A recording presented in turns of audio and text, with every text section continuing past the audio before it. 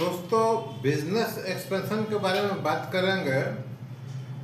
आपको या किसी को भी अगर अपना प्रोडक्ट सेल करना है तो उसके लिए स्पेसिफिक स्ट्रेटजी तय करना पड़ेगा। ठीक है, उसमें देखिए, अगर कोई प्रोडक्ट है, चाहे आपके पास डिजिटल प्रोडक्ट हो या फिजिकल प्रोडक्ट हो या आपका सर्विसेज हो। सर्विसेज मतलब आप अच्छा पढ़ा सकते हैं। डिजिटल प्रोडक्ट मतलब कुछ वीडियो बेच सकते हैं, कुछ ऑनलाइन कोर्स बेच सकते हैं। या फिजिकल प्रोडक्ट आप जानते हैं, उसको जब तक आप बेचेंगे नहीं तब तक वो सेल कैसे, प्रॉफिट कैसे आएगा, होगा नहीं। तो आजकल का जो कम्पिटिटिव टाइम है, कोई एक एक आदमी ही सब चीज़ करे या एक कंपनी ही सब चीज़ करे, वो पॉसिबल नहीं है। काम को अलग अलग सेक्टर में डालना पड़ेगा। मार्केटिंग किसी और को देना पड़ेगा, मैन्युफैक्चरिंग किसी और को देना पड़ेगा, पैकेजिंग किसी और को देना पड़ेगा। ठीक है, तब होगा। ये हम बड़ा चीज़ बोल रहे हैं, बड़ा स्केल पर। छोटे स्केल पर आप जो स्टार्ट किया है उनको खुद मेहनत करना पड़ेगा। उनको देखिए, जैसे डिजिटल प्रोडक्ट होता है तो डिजिटल प्रोडक्ट को सेल करने के लिए आपको डेमो देना पड़ता है। जिसके साथ आपको बेचना है या जिसको दिखाना चाहते हैं डिजिटल प्रोडक्ट, उसको दिखलाना पड़ेगा। जैसे कोई सॉफ्टवेयर किसी कंपनी को सेल करना है तो उस कंपनी में जाकर डेमो करना पड़ेगा और बताना पड़ेगा कि ये प्रोडक्ट जो है सो उस कंपनी के लिए कैसा बेनिफिशियल है, और जो करेंट प्रोडक्ट जो वो यूज़ कर रहा है वो लोग, उससे कैसे अच्छा है। भाई जब अच्छा नहीं रहेगा तो खरीदेगा क्यों? ये तभी खरीदेगा जब आपका प्रोडक्ट बहुत ही सस्ता हो। पहले कोई प्रोडक्ट 100 रुपया में यूज कर रहा होगा कोई, अगर वो प्रोडक्ट 10 रुपया में मिलेगा तो आपसे क्वालिटी के बारे में नहीं पूछेगा। लेकिन अगर 100 रुपया का प्रोडक्ट यूज कर रहा है, आप 90 रुपया में बेच रहे हैं, तो वहाँ क्वालिटी का आएगा। 110 में बेच रहे हैं तो क्वालिटी का आएगा, कंपेरिजन जरूर करेगा। तो ये सभी चीज़ को देखकर प्रोडक्ट को लॉन्च करने का, बिना मार्केटिंग का नहीं होने वाला है। मार्केटिंग आपको करना ही पड़ेगा। इसीलिए देखिए, आज के डेट में जो आईटीसी कंपनी है, आईटीसी आपको मालूम है बेसिकली टोबैको का कंपनी है जो सिगरेट बनाती है। हाल फिलहाल में उन्होंने अपना बिजनेस, आईटीसी का होटल भी बहुत बढ़िया बिजनेस है, उसको अलग किया है। और आईटीसी टोबैको कंपनी के साथ साथ मार्केटिंग करती है। ठीक है, मार्केटिंग इसलिए कर पाती है क्योंकि वो स्ट्रेटेजी अपना समझ गया है। स्ट्रेटेजी में क्या किया हो कि इंडिया का गांव गांव तक अपना रिच पहुंचा लिया। रिच जिसको कंप्यूटर में बोलते हैं, गांव तक पहुंचा लिया। और गांव के लोग को क्या बिस्किट चाहिए, गांव के लोग को क्या साबुन चाहिए, गांव के लोग को कैसा आटा चाहिए, सब वहाँ पहुंच गया आईटीसी लेकर। ठीक है, तो होटल बिजनेस है, टोबैको बिजनेस है और मार्केटिंग है। अब कोई दूसरा कंपनी इसी तरह टाटा कंज्यूमर और गोदरेज का भी है, लेकिन वो लोग का उतना अंदर तक रीच नहीं है जितना आईटीसी का है। या ये कहिए कि आईटीसी के पास प्रोडक्ट बहुत अधिक है। गोदरेज और टाटा, गोदरेज के पास तो पूरा अपना प्रोडक्ट है, टाटा के पास भी करीब करीब अपना प्रोडक्ट है, लेकिन आईटीसी दूसरे का प्रोडक्ट लेके भी एकदम गांव लेवल तक पहुंचा हुआ है। ठीक है, तो एक होटल का बिजनेस है, एक टोबैको का बिजनेस है, एक मार्केटिंग का बिजनेस है। अब कोई कंपनी कोई प्रोडक्ट बनाती है, एक ठीक ठाक कंपनी, तो अपना प्रोडक्ट को मार्केटिंग के लिए आईटीसी को दे देती है। आईटीसी उसका प्रोडक्ट लेके गांव तक पहुंचता है, सिस्टम बना हुआ है। ठीक है, तो उसका मार्केटिंग में कुछ होता होगा, एक फ्रैक्शन ऑफ मनी जाता होगा। अदरवाइज जो है सो मार्केटिंग का पैसा बच जाता है। जो कंपनी नया लॉन्च हुआ, तो कोई नया प्रोडक्ट की आईटीसी को दे दिया।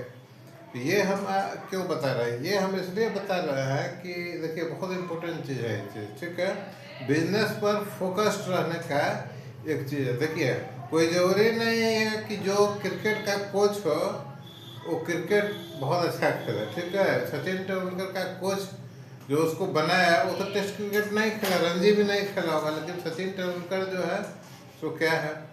तो मैं ये बता रहा हूँ तो ये प्रश्न उठ सकता है कि भाई जब आप इतना चीज़ जानते हैं तो आप ही कर लीजिए सब चीज़, आप ही बन जाइए बड़े आदमी। ऐसा नहीं है।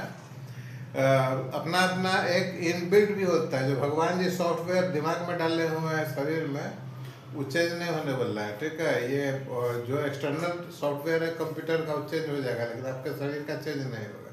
ठीक है, आगे बढ़ते हैं। मैं इसलिए बता रहा हूँ फोकस्ड बिजनेस क्या है। अब जैसे बहुत बड़ा एग्जांपल मैं आपको बता रहा हूँ, रिलायंस इंडस्ट्रीज कितना बड़ा है, बहुत ही बड़ा इंडस्ट्री है, ठीक है, बहुत बड़ा है। रिलायंस इंडस्ट्री का सिर्फ दो कंपनी, रिलायंस इंडस्ट्रीज लिमिटेड, अगर मुकेश अंबानी की बात करते हैं, रिलायंस इंडस्ट्रीज लिमिटेड और जियो फाइनेंस लिमिटेड, सिर्फ यही दो कंपनी बीएसई और एनएससी में लिस्टेड है, बाकी उसका एक भी कंपनी नहीं है। इवन जैसे एयरटेल है, वोडाफोन है, तो उसी तरह इसका जियो फोन भी है, तो जियो फोन रजिस्टर्ड नहीं है, जियो फाइनेंस रजिस्टर्ड है, ठीक है। पेट्रोलियम प्रोडक्ट का खुला है, बहुत सारा रिटेल आउटलेट खुला है, कुछ भी नहीं। रिलायंस इंडस्ट्री के अंदर में बहुत सारा अपना सब्सिडियरी कंपनी बना के रखा हुआ है, ठीक है। पूरा फोकस एक जगह रहता है, हर कंपनी का अलग अलग सीईओ होगा, जितना सब्सिडियरी है वो सीईओ होगा, वो करता होगा, लेकिन ऊपर में खुद का खुद ओनर बैठा हुआ है, मतलब मुकेश अंबानी, ठीक है। अधिक डाइवर्सिफाइड करने पर टाटा ऐसा समस्या हो जाएगा, ट्रस्ट बनाना पड़ेगा, है ना। ट्रस्ट के अंदर में एक बॉडी होगा, जैसे टाटा सन्स का बॉडी है, वो होगा, वो 50-60 जैसे बोला जाता है टाटा का 400 कंपनी है, जिसमें से 30 लिस्टेड है। इसको बचने के लिए बहुत बढ़िया उपाय किया है। अब आपको एक इम्पोर्टेंट चीज़ बता रहे हैं, देखिए ये अपने यहाँ, देखिए अपने यहाँ जो बेवरेज है, एक पेप्सी कोला है, पेप्सी कोला है, एक कोका कोला है, ठीक है। दोनों अलग अलग है, दोनों के साथ और भी कई सारा प्रोडक्ट है, एनर्जी ड्रिंक है, पीने का पानी है, बोतल वाटर है, बहुत सारा चीज़ है, ठीक है। अब ध्यान से सुनिए, ये पेप्सी कोला जो है, जो बोतल होता है, बोतल के अंदर में जो केमिकल होता है वो मैन्युफैक्चर करता है पेप्सी कोला, ठीक है, मैन्युफैक्चर करता है लिक्विड, ठीक है। उसका जो कंटेनर है, रैपिंग है, पैकेजिंग है और मार्केटिंग है, पेप्सी कोला का वरुण बेवरेज कर रहा है, ठीक है।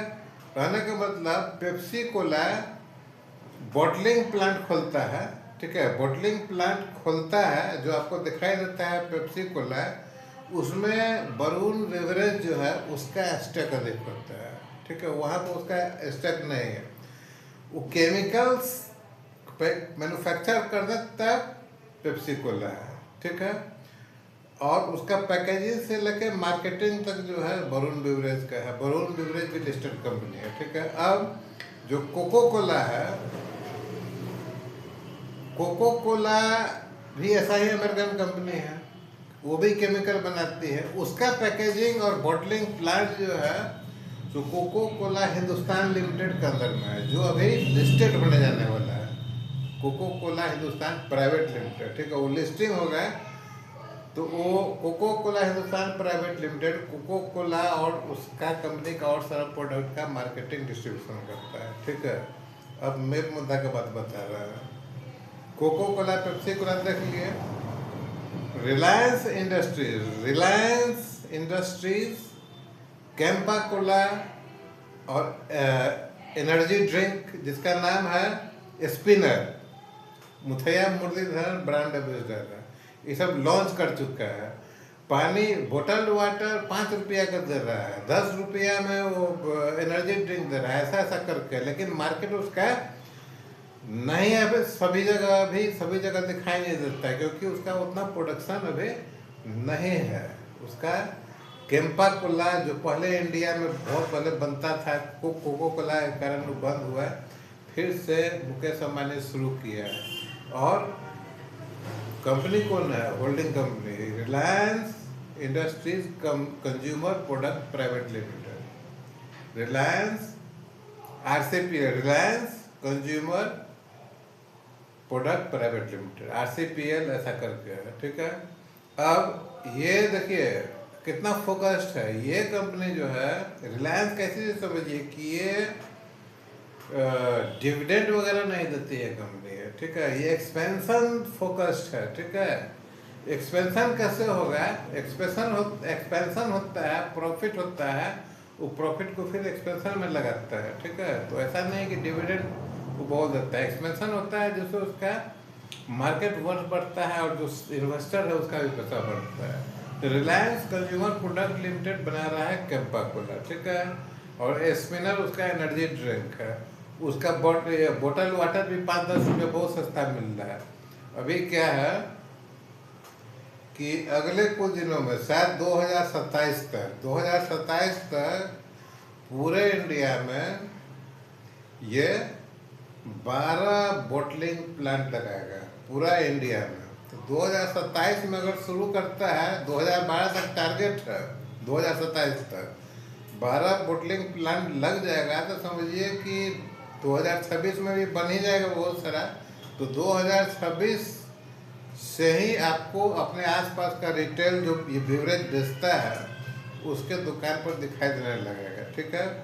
अब यहाँ पर क्या है कि रिलायंस इंडस्ट्री इतना बड़ा है, इतना फोकस्ड है कि ये मार्केटिंग को भी अपने अंदर लेके रखे हुए हैं, ठीक है। जैसे वोडाफोन का ही मार्केटिंग होता है, सिम कार्ड का मार्केटिंग होता है, वो डायरेक्ट उसके नज़र में रहता है। उसका रिटेल आउटलेट है, उसका टुवर्ड्स बॉटम भी जो है सो उसका ध्यान रखता है। तो उसी हिसाब से ये अपना रिटेल का बिजनेस कैसे करता है। जब बोटलिंग प्लांट ये खुद खोल रहा है, जबकि पहले बताया कि पेप्सी का है, वरुण बेवरेज है, और कोका कोला का हिंदुस्तान कोका कोला लिमिटेड है, प्राइवेट लिमिटेड है। लेकिन यहाँ रिलायंस इंडस्ट्रीज खुद बोटलिंग प्लांट लगा रहा है, ठीक है।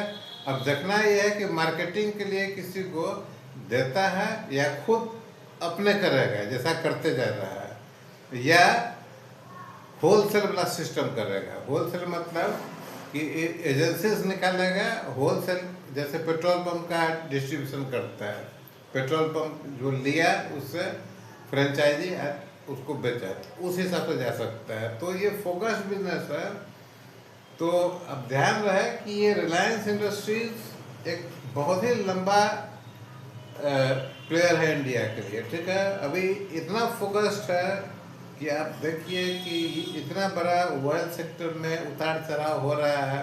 कभी रसिया से जो ऑयल आता था मैक्सिमम नायरा में आता था, बर्नर में, लेकिन उसको जब बैन किया तो रसियन तेल और रिलायंस के पास जाने लगा। फिर अभी भी बैन है। तो इस ढंग का ये सब चीज़ को होते हुए भी निकलते हुए डोनाल्ड ट्रंप का जो ये था वो सेरेमनी था, उसमें भी वो टिकट खरीद के सुने कि वो गए हो मुकेश अंबानी। तो ये बिल्कुल फोकस्ड है बिजनेस। इस तरह का बिजनेस जो है सो डूबता नहीं है। ओनर अगर ये सोचता है कि हमको क्या करना है जिससे प्रॉफिट है, सोचेगा नहीं है। देखिए टाटा का अलग कहानी है। टाटा का कहानी जो है सो ट्रस्ट के लिए, ट्रस्ट के साथ चलता है। ट्रस्ट उसका चैरिटेबल ट्रस्ट है। लेकिन मुकेश अंबानी का बिजनेस चैरिटेबल ट्रस्ट नहीं है, ये प्रॉफिटेबल बिजनेस है। हेवी प्रॉफिट लगता है, प्रॉफिट लगता है तभी कंट्री के साथ हर कंपनी अगर चैरिटी ही करने लगेगा तो फिर तो बहुत मुश्किल हो जाएगा। कोई कंपनी एक्सपेंशन ही नहीं कर पाएगा, है ना। और अभी फिलहाल मुकेश अंबानी जब है ना, जब एग्जिस्ट कर रहा है तब तक किसी तरह का कोई दिक्कत नहीं, उस कंपनी में ग्रो करते रहेगा।